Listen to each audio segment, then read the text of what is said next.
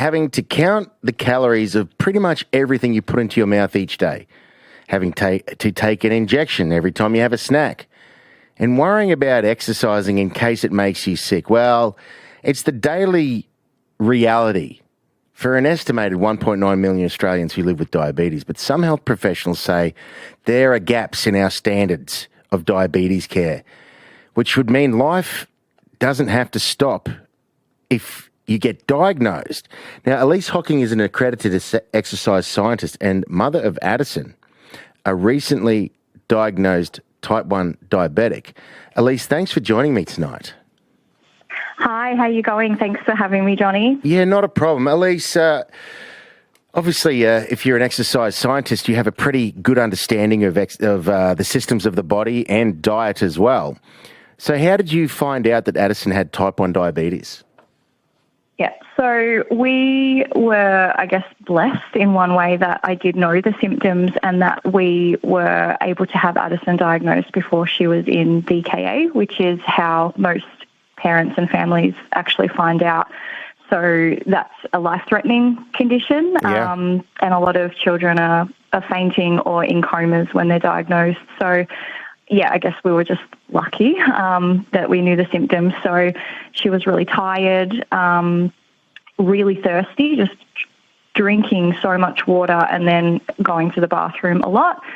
We were on holiday in Melbourne over summer at Christmas last year when this was all happening. So as soon as we got back to Brisbane, we took her straight to the doctor where I unfortunately joked that she had a UTI or diabetes, kind of not really thinking that, it was diabetes, even though the symptoms were there. And within 24 hours, she was in hospital where we spent the next 18 nights. Wow, 18 nights. Yeah. Oh, my goodness, Elyse. That's a harrowing experience for you. How old was Elyse at this time? Addie was 9 at the time. Yep. No, that's okay. Yep. So she was 9 and has since turned 10, so it's been a pretty rough year. I can imagine. Now, type 1 diabetes means the body produces no insulin at all, right? Yes, that's correct. So type 1 diabetes is very, very different to type 2 diabetes. Yeah. So it's not lifestyle related. It's an autoimmune condition that means, your pancreas does not work. It doesn't produce any insulin and you are insulin dependent for the rest of your life. When this happened to young Addie, what kind of support was offered to you? Yeah, so it's been up and down, to be honest. We're, again, lucky that we have high health literacy and we do know how to navigate the system, but we actually did have to connect with our local member to get Addison into a care team. So there was some changes going on where we would typically have been referred to. That meant they didn't accept our referral. Then the children's didn't accept our referral because she wasn't sick enough, which basically just meant she wasn't in DKA. She wasn't sick enough, diagnosis. Huh? Yeah, not sick enough. Isn't that a lovely thing for a parent to hear? Yeah. You poor thing. So we had no care.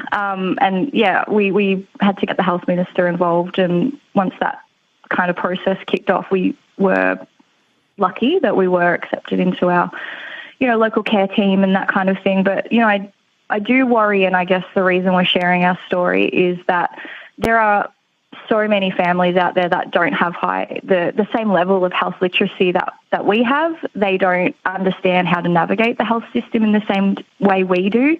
And we don't want to see, a child really unwell or worse being the catalyst to access our healthcare. We need to make these changes and make access equitable across the state before there's something really serious.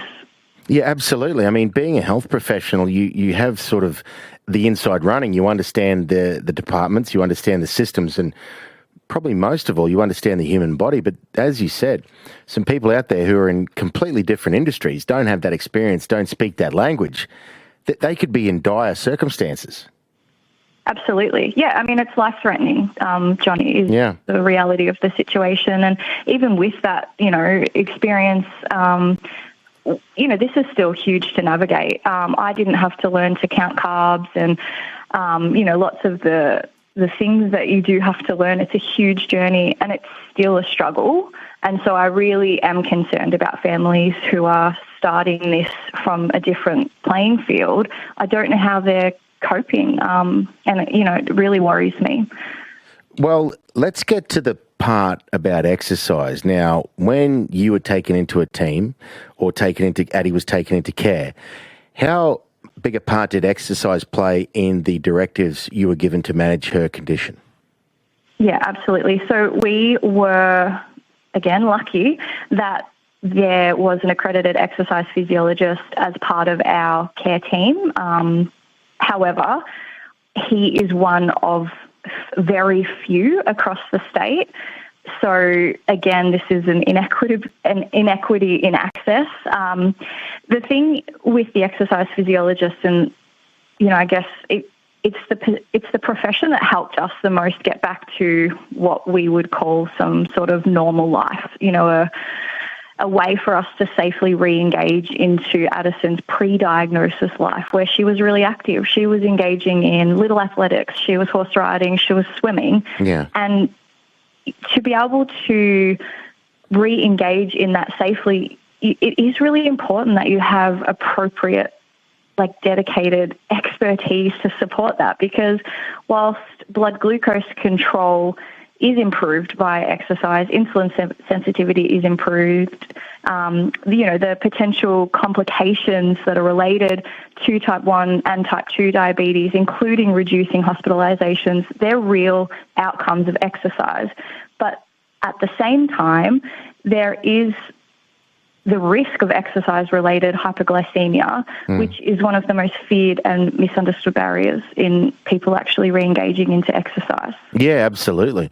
And I'm sure that exercise would play an enormous part, not only in the physical side of things, but the psychological side of things, given that sometimes these diagnoses can weigh quite heavily upon people. Now, you did mention a qualified exercise physiologist as part of that care team. Tell me what that professional does. Yeah, so an accredited exercise physiologist is a 4-year tertiary degree qualification where, these are experts in how exercise impacts the body at a physiological level. So they are best placed in working in prevention and management of chronic conditions. Yeah. So we have a whole workforce here that's dedicated to, exercise being medicine, and, often underutilised and I guess, people even being aware that they exist. I sit in parent support groups online, for example, and the two biggest questions that come up from parents, number one, my child has a school camp coming up. They're going to be very physically active. I do not want them to miss out, but I am petrified. I do not know how to safely let them go to school camp. And the second is my child wants to get back into rugby, horse riding, tennis, cricket, whatever they were doing before this diagnosis. But again, we do not know how to safely allow them to do this. What do we do? And those two questions come up every single day more than once. And there's a whole workforce there to support them that they don't know exists or they don't have access to. Okay, so you're fighting the good fight with all the people that you have direct contact with, obviously, in these support groups and the people that you touch on a daily basis. What needs to change to allow to give those people the knowledge and the tools to tackle those issues that you just outlined? Yeah. I mean, it's a multifaceted approach. One is, for people to know the symptoms of type 1 diabetes and to be, pushing for a diagnosis before they're in DKA. If you are a parent of a child with type 1 diabetes, to ask your care team about how to see an exercise physiologist. And really, it's around funding and supporting the allied health workforce and consistency in care. So embedding state funding to include an exercise physiologist as part of all diabetes care teams as standard care. Yep.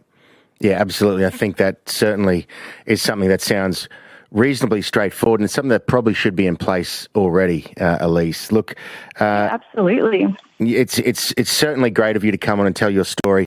Obviously it's been a hell of a year for you and your family and little Addison as well. And we wish you nothing but the absolute best, and keep fighting the good fight. Keep, touching or telling the story to the people that you're speaking with, and hopefully, your influence spreads out in the web, and we can have a better position for these poor little kids who are diagnosed with this condition and need to just integrate back into regular life. Absolutely. I really appreciate your time and for, shining the light on this. It's really important, and I really appreciate the opportunity. So thank you. Keep doing the good work, Elyse. Thanks so much. Thank you. That was Elyse Hocking, an accredited exercise scientist and mother of daughter Addison, who was just over a year ago diagnosed with type 1 diabetes. Now, if you're listening, Elyse a number of times referenced the acronym DKA. Now, what that is diabetic ketoacidosis. It's a life-threatening complication of diabetes that occurs in people with type 1 diabetes. It's when your body's not producing the insulin, and that there's a build-up of ketones in the blood, high blood sugar as well, and it can be pretty bad, and obviously, as Elyse said, life-threatening. Joe,